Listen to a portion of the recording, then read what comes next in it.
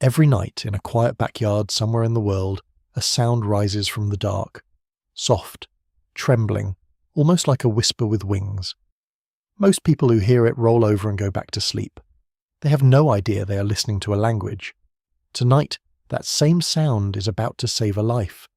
A small owl is perched motionless above a sleeping house, her heart hammering beneath silent feathers, watching a shadow far larger than herself move closer through the branches.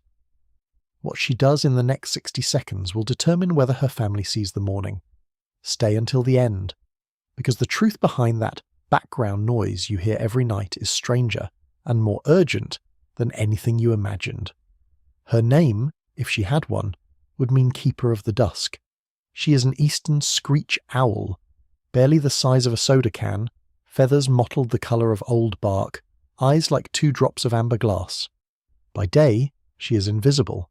Pressed flat against a tree hollow, ear tufts raised, she becomes a knot of wood. Even standing 3 feet away, you would walk right past her. But at night, everything changes. Her hearing is asymmetrical, one ear set slightly higher than the other. A small deformity that is, in fact, a masterpiece of evolution. It lets her triangulate the faintest rustle in the leaf litter with pinpoint precision, locating a mouse in total darkness the way a submarine tracks a target through sonar.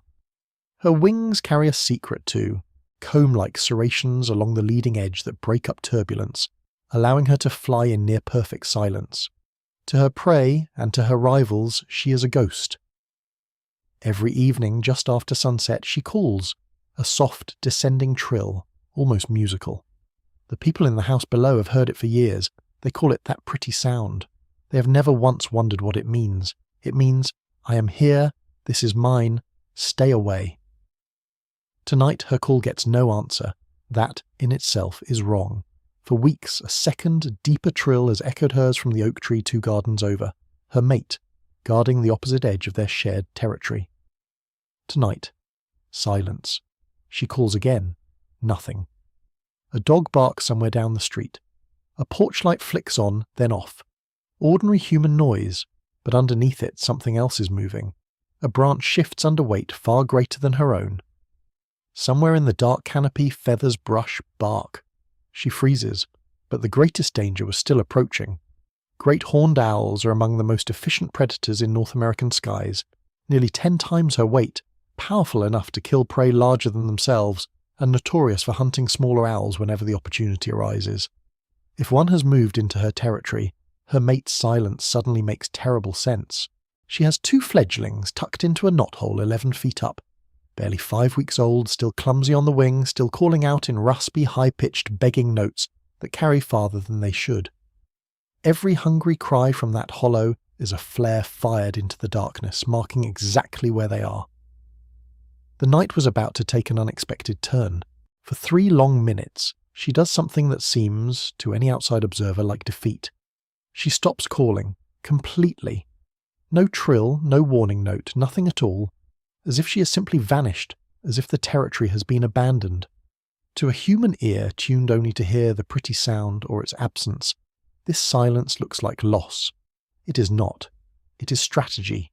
Screech owls, like many small owl species, can suppress vocalization entirely when a larger predator is detected nearby, trading communication for concealment. Calling now would be a death sentence. Her voice alone could guide a hunter directly to her chicks. So instead, she does what her body was built to do. She goes still, flattens her plumage against the bark until her outline dissolves into the tree itself, and lets her eyes, adapted for scanning almost total darkness, do the work her voice cannot. Minutes crawl by. The great shape in the canopy shifts, pauses, listens for exactly the kind of sound she's refusing to make. Then, she hears it. Not with her eyes. With those uneven, asymmetrical ears, built for exactly this moment. A faint scrape of talons repositioning on bark, 30 feet to her left, moving away from the nest hollow toward the neighbouring yard. The threat is drifting off course, and she has one chance to make sure it keeps going. She lifts off, no sound, no wing beat, just movement, like a held breath released. She banks low over the fence line, cutting through the dark in the opposite direction from her nest. A decoy flight drawing attention away from the hollow where her chicks wait. silent as she taught them to be without ever saying a word. The great shape turns, follows. For a moment there is nothing but darkness, wind, and the terrible arithmetic of predator and prey, size against speed, power against silence. She dives beneath a low hedge, vanishes into a gap barely wider than her wingspan, a space she has memorized down to the inch from years of navigating this exact yard in total blackness. The larger owl overshoots, wings flaring against branches too narrow for its bulk, and for one crucial second loses her completely. That second is enough. She threads back through the garden, silent, low, invisible, and settles, finally, on the branch just outside the knothole. Her chicks are still there, still quiet, still breathing. The great horned owl, its ambush broken, its target lost in a landscape too cluttered and unfamiliar to hunt efficiently, lifts away toward open sky, toward easier ground. The yard falls still. She waits. 10 minutes. 20. Only when she's certain, truly certain, does she open her beak again. The trill returns, soft and descending, drifting across the same fence, the same rooftops, the same sleeping windows as every night before. This time it means something different. Not just this is mine, it means we made it. We're still here. Somewhere in the oak 2 gardens over, a deeper trill answers hers. Her mate, who had simply been hunting further afield all along, is home. What people hear as ambient nighttime noise is, in truth, an entire conversation happening just above their heads. Territory claims, all clear signals, silent warnings, reunions. Every call carries information. Every silence carries meaning too.